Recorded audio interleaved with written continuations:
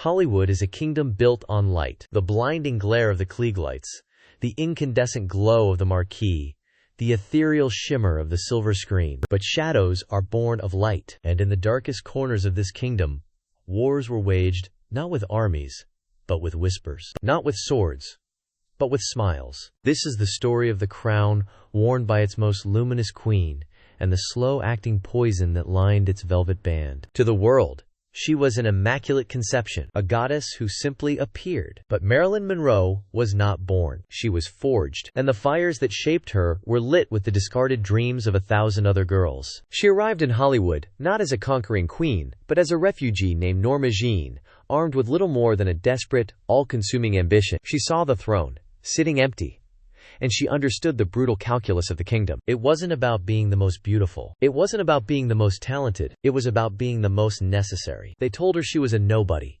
a dime a dozen blonde with a pretty face. So she made herself unforgettable. She studied the landscape, not of scripts and stages, but of power. She watched the other starlets, the pretty girls who played by the rules. They smiled when they were told to smile. They dated who they were told to date. They faded away, one by one, their light extinguished by the very system they sought to please. Norma Jean saw their fatal mistake. They were playing checkers. She was about to play chess. Her first move was an act of silent, surgical sabotage. Another aspiring actress, a brunette with connections, was the frontrunner for a small but pivotal role, a role that could launch a career. Norma Jean learned of the casting director's weakness for a particular rare French pastry, a secret whispered in a commissary line. For a week, she used her meager savings, not on acting lessons, but on acquiring those pastries. She didn't bribe him. She didn't seduce him. She simply had them delivered to his office anonymously, every single morning. On the day of the final audition, the other actress was dismissed curtly. But when Norma Jean walked in,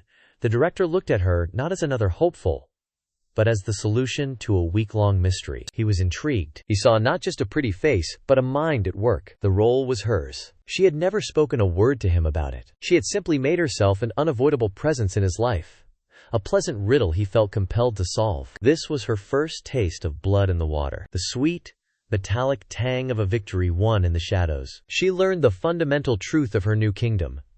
Power was not about being the loudest voice in the room, but the most carefully orchestrated whisper. But as she took her first step towards the throne, she couldn't possibly know that for every rival she outsmarted, the system itself was watching, taking notes on how to one day dismantle its most brilliant creation. The ink on her first contract with 20th Century Fox was barely dry when the renovations began. Not on a dressing room, but on her very soul. The studio was a factory, and its product was fantasy. Norma Jean Mortensen was raw material, flawed and complicated. Marilyn Monroe would be the finished product, seamless, simple, and utterly sellable. Studio chief Daryl F. Zanuck was the architect of this transformation. He was a brute in a bespoke suit, a man who saw actresses not as artists, but as assets, beautiful livestock, to be bred for profit. He gave her the name. He gave her the hair. He gave her the walk, a carefully calibrated sway of the hips that was both an invitation and a declaration. He owned her image, her time, her very identity. The contract was a gilded cage, stipulating morality clauses that could be weaponized at a moment's notice. She was forbidden from being seen in public without perfect hair and makeup. Her friendships were monitored, her romantic partners vetted. She was studio property. They had melted down Norma Jean to forge Marilyn, and they never wanted the world to see the seams. The psychological warfare was relentless and subtle. Zanuck would praise her one day, calling her the future of Hollywood, then ignore her for weeks, letting her panic in the silence. He'd cast her in a major picture, then leak rumors to the press that she was being replaced, just to watch her squirm, to remind her of her own disposability. It was a masterclass in control, designed to keep her insecure, grateful, and utterly dependent. She was their golden goose, and they kept her in a constant state of low-grade terror, believing it was the only way to ensure she kept laying golden eggs. But they had made a critical miscalculation. While they were busy building a beautiful doll, they had failed to notice the ghost in the machine. Norma Jean was still there. She was watching. She was learning. She read the fine print. She listened in the hallways. She understood that the persona they had created was both a prison and a weapon. If she was to be their greatest asset, she would make them pay a premium for it. The first battle was over a script, a frothy, forgettable comedy that cast her as the same empty-headed blonde she had played a dozen times before. She refused the part. The studio was stunned. It was a breach of contract, an act of open insurrection. Zanuck summoned her to his office, expecting to crush this little rebellion with a single roar. He threatened her, cajoled her, reminded her of the legions of blonde girls who would kill to be in her shoes. She just sat there, unnervingly calm, and said 2 words, "It's foolish." The simplicity of it disarmed him. She wasn't throwing a tantrum. She was delivering a business assessment. The studio suspended her, a move meant to starve her into submission. But something had shifted. The doll was talking back, and Zanuck, for the first time, felt a flicker of something he wasn't used to. Uncertainty. He had created a star, but he may have also created a monster. A beautiful, brilliant monster who was just beginning to understand the extent of her own power. What he didn't know was that Marilyn's defiance wasn't just about a bad script. It was a preemptive strike. She had heard the whispers about a new blonde the studio was grooming, a girl named Shireen North, being billed as her replacement. The war was no longer just against the studio heads in their ivory towers. It was about to be fought in the trenches, against the other women who wanted her crown. The Hollywood kingdom had a favorite blood sport, the catfight. The press, fed by the studios, thrived on it. It sold magazines, created headlines, and, most importantly, kept the queens of the silver screen insecure and divided. If they were busy fighting each other for scraps, they wouldn't unite to demand the whole banquet. Marilyn was the reigning monarch of the bombshells, but her throne was perpetually under siege. The studio system, the very entity that had built her, was also the primary arms dealer in the war against her. Betty Grable was the queen she supplanted. Her famous pin-up legs had carried 20th Century Fox through the war years. But by the early 50s, her star was fading, and Marilyn's was ascending like a supernova. The studio orchestrated their joint appearance in How to Marry a Millionaire as a public passing of the torch. The press salivated, expecting fireworks and backstage brawls. But Marilyn, ever the strategist, disarmed her rival with deference and respect. She understood that Grable wasn't the enemy. She was a ghost of Christmas future, a warning of what happens when a star's light begins to dim. Then came Jane Russell. In Gentlemen Prefer Blondes, they were cast as an inseparable duo, but the studio's marketing machine worked overtime to create a narrative of a bitter rivalry. Who was the real star? Who had the better dressing room? Who got the best camera angles? It was a psychological gauntlet. Yet again, Marilyn subverted expectations. She and Russell formed a genuine, if cautious, alliance. They were 2 women navigating the same treacherous waters. They recognized the game being played and chose, in their own quiet way, not to participate. Marilyn famously told a reporter, "We're in the same union. We're on the same side." It was a subtle, but profound, statement of solidarity in a system designed to atomize them. But the most vicious, most calculated war was the one waged against Jane Mansfield. Mansfield wasn't just another blonde. She was a parody of Marilyn, a caricature cranked up to an absurd volume. She was everything Marilyn was trying to evolve beyond. The breathy voice, the exaggerated walk, the cartoonish bust. Fox, furious with Marilyn's growing independence and intellectual pursuits, began to champion Mansfield as her cheaper, more pliable replacement. They put her in films Marilyn had rejected, dressed her in Marilyn's old costumes, and relentlessly pushed the narrative that Jane was the new and improved model. The psychological toll on Marilyn was immense. It was a funhouse mirror, held up to her own carefully constructed persona. To see it distorted and cheapened was a constant, public humiliation. The most infamous skirmish occurred at a press party in 1957. As Marilyn, the guest of honor, sat for photos, Jane Mansfield staged a deliberate wardrobe malfunction right beside her, stealing the spotlight in a breathtakingly cynical publicity stunt. The resulting photograph is one of the most iconic in Hollywood history. Marilyn, looking down at Mansfield's exposed chest, is not amused. Her side-eyed glance is a weapon in itself, a mixture of pity, contempt, and weary resignation. She knew exactly what was happening. It wasn't a woman trying to get ahead. It was a studio-sanctioned assassination attempt on her brand. She was fighting a war on 2 fronts,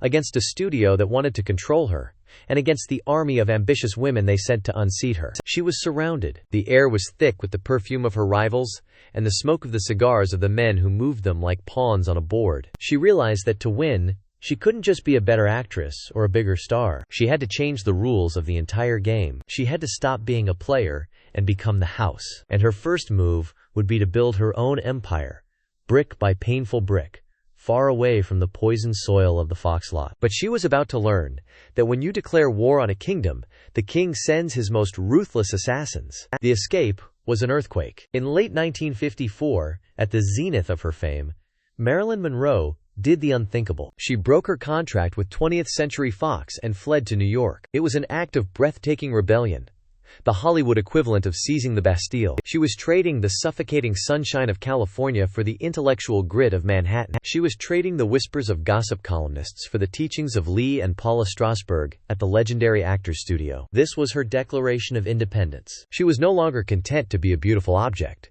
She was determined to become a serious artist. She devoured books, haunted museums, and sat in classrooms, soaking up knowledge with the desperation of a woman starved. This was the weapon she had been sharpening in secret all along: her mind. Hollywood had sold the world a fantasy of a ditzy, breathless blonde. The reality was a fiercely intelligent, deeply curious woman who had been playing a role long before the cameras ever started rolling. With her friend and photographer Milton Green, she formed her own company, Marilyn Monroe Productions. The name itself was a revolution. It was her name, her production company. She would choose her own scripts, her own directors, her own destiny. The first project she chose was a deliberate act of defiance against her old image: the prince and the showgirl. It was a drawing room comedy, a chance to go toe-to-toe with the world's most respected classical actor, Sir Laurence Olivier. She was storming the gates of legitimacy. Back in Hollywood, the reaction was apoplectic. Darryl Zanuck and the other studio moguls saw her not as an artist seeking freedom, but as a mutinous slave leading a revolt. If she succeeded, the entire power structure, the very foundation of the studio system, could crumble. They had to destroy her. The counterattack was swift and brutal. They launched a vicious smear campaign in the press, painting her as an ungrateful, mentally unstable egomaniac. They sued her for breach of contract, aiming to bankrupt her and bleed her dry. They fast-tracked projects for their stable of replacement Marilyns: Jane Mansfield, Cherie North, Mamie Van Doren, hoping to flood the market and make the original obsolete. The psychological pressure was unimaginable. Every morning she would wake up to another headline proclaiming her demise. Her old friends in Hollywood were suddenly unavailable, afraid to be associated with a traitor. The kingdom had excommunicated its queen. Olivier, her co-star and director in London, proved to be an enemy masquerading as a mentor. He was condescending, cruel, and openly contemptuous of her method acting approach. He famously told her to just be sexy. It was a microcosm of her entire struggle. The old guard of patriarchal authority trying to force her back into the simple, profitable box she had just escaped. She was isolated, fighting a war on foreign soil, surrounded by enemies. The strain began to manifest physically. She was perpetually late to set, a symptom of her crippling stage fright and anxiety. She relied more and more on her acting coach, Paula Strasberg, creating a toxic dependency that further alienated her from Olivier and the crew. The dream of artistic freedom was turning into a waking nightmare. But then, something extraordinary happened. Fox, hemorrhaging money without its biggest star, began to bleed. The films they had released to replace her were failing. The public didn't want a new Marilyn. They wanted the real one. Zanuck was forced to crawl back to the negotiating table. She had won. The new contract she signed was unprecedented. It gave her director approval, script approval, and a salary that made her one of the highest-paid actresses in the world. She had stared into the abyss of the studio machine and made it blink. She returned to Hollywood not as a prodigal daughter, but as a conquering sovereign. She had proven that the throne was not a gift from the studio. It was hers by right of conquest. But the crown she had fought so hard to reclaim now felt heavier than ever. And victory, she was about to discover, came at a terrible price. The war had been won, but the scars would haunt her for the rest of her life, and the enemies she had made would never, ever forgive her. Fame is not a throne. It is a cage made of mirrors. Every surface reflects a distorted version of yourself, a face crafted by headlines, whispers, and the desperate projections of a million strangers. After her victory against Fox, Marilyn Monroe was no longer just a star. She was an industry, an icon, a myth. And the myth was devouring the woman. The glass throne she now occupied offered no comfort, only a terrifying 360-degree view of the jackals circling below. Her privacy was annihilated. Photographers scaled the walls of her home. Her phone line was tapped, a fact she spoke of with a chilling certainty. The FBI, spurred by her marriage to the controversial playwright Arthur Miller, opened a file on her, documenting her movements, her associations, her whispered conversations. The studio, while contractually beholden to her, employed private investigators to watch her, to gather ammunition they could use to control her. She was a queen under permanent surveillance, a prisoner in her own palace. The psychological sabotage from her rivals intensified. Gossip columnists like Hedda Hopper and Luella Parsons, the unofficial ministers of propaganda for the studio system, were relentless. They were fed a steady diet of poison by studio insiders and jealous actresses. Every lateness on set was spun into a story of unprofessionalism and mental collapse. Every pound gained was a national crisis. Every rumored insecurity was magnified into a full-blown psychosis. They were chipping away at her sanity, one malicious sentence at a time. The deepest cuts, however, came from within her own court. The circle of trust grew smaller and smaller, until it barely existed at all. She became consumed by a gnawing paranoia, and tragically, it was often justified. She would confide in a friend, only to read her secrets twisted into a caricature in the morning papers. One of her most trusted confidants, a man she had considered a brother, was later revealed to have been selling intimate details of her life to the highest bidder for years. He sold stories of her fears, her miscarriages, her deepest insecurities. It was a betrayal so profound it shattered something deep within her. To cope with the immense pressure, the sleepless nights, the constant anxiety of being watched, she turned to the twin demons of Hollywood royalty: pills to sleep and pills to wake up. Doctors, eager to please their most famous patient, prescribed them with terrifying ease. Dr. Ralph Greenson, her psychiatrist, became the most powerful man in her life, a gatekeeper to her mind. The lines between therapy, friendship, and control blurred into a dangerous, codependent fog. He was trying to rebuild her, but the tools he was using were the very things that were breaking her apart. She was the most famous woman in the world, yet she was profoundly, achingly alone. The crown was no longer a symbol of power, it was an insulator, a barrier that prevented any real human connection. Her iconic image, the one she had so carefully crafted, had become her warden. People didn't see the intelligent, wounded woman gasping for air underneath. They saw the sex symbol, the goddess, the fantasy. They saw Marilyn Monroe. And Marilyn Monroe, she was beginning to fear, was a beautiful lie that was killing Norma Jean. The invisible wars had moved inward. The battle was no longer for control of her career, but for the last remaining territory of her own soul. And she was losing ground. A confrontation was brewing, a final, catastrophic battle with the system, on the set of a film ominously titled, Something's Got to Give. The set of Something's Got to Give was not a film production. It was a battlefield. It was here that all the invisible wars of Marilyn's life would converge into one final, public spectacle of destruction. The studio, now under new, less patient management, saw the film as their chance to finally break her. Her contract, the very one she had fought so hard for, was now a weapon to be used against her. They saw a 36-year-old woman they considered unreliable, expensive, and past her prime. They wanted her gone, but they needed a reason, a public justification to execute their queen. Marilyn arrived on set a ghost, her body ravaged by years of insomnia, addiction, and chronic illness. The sinusitis that plagued her was so severe that some days she could barely speak. The barbiturates that helped her sleep left her in a fog that was impossible to shake until midday. Her infamous lateness was not an act of diva-like defiance, but the desperate struggle of a woman whose body and mind were in open revolt. But the studio and the press refused to see the illness. They saw only the scandal. Director George Cukor, once a friend, was now an antagonist,